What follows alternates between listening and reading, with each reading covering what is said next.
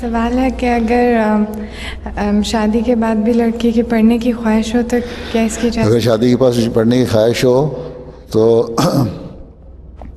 اس کے لیے یہ ہے کہ اگر آپ پڑھنا چاہتی ہیں تو جس سے شادی کر رہی ہیں اس کو پہلے بتا دیں کہ میں نے پڑھنا ہے، ٹھیک ہے؟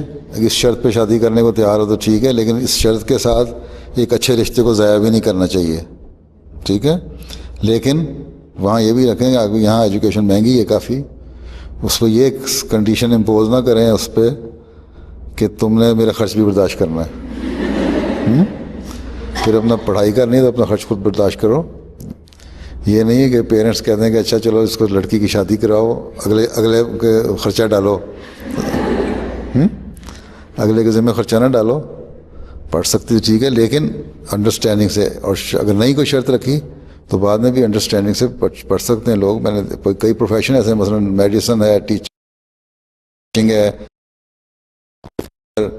چانسز ہیں ایجوکیشن کو حاصل کر کے بینیفیشل فار دا پیپل ہے، صرف اپنا فائدہ نہ دیکھو۔ تو پھر اس کے صورت میں یہ ہے کہ انڈرسٹینڈنگ اگر ہو خامد کو بنا لو تو ٹھیک ہے۔ میں نے بہت ساری دیکھی ہیں، بچے ڈاکٹر ہیں، مثلا میڈیسن کی ہے، انہوں نے فردر اپنی اسٹڈی کری ہیں، ریسرچ میں گئی ہیں تو کر رہی ہیں، بچے 3-4 ہو گئے۔ جب بچے اس عمر کو پہنچ گئے کہ وہ اپنے آپ کو سنبھال سکتے ہیں، یا کوئی نانی دادی ان کو سنبھال رہی ہے، 8-10 سال کے ہیں، مطلب ہے پرسنل اٹینڈنس کی ضرورت نہیں رہتی ماں کی، تو پھر وہ انہوں نے باقی بعد میں بھی پڑھائی کی ہے۔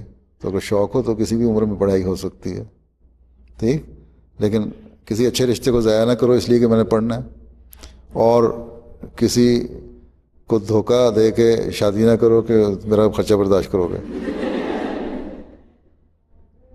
شادی تو ہو گئی ہوئی ہے، میں صرف پوچھنا چاہتے کہ رکنا چاہیے؟ شادی ہو گئی ہے؟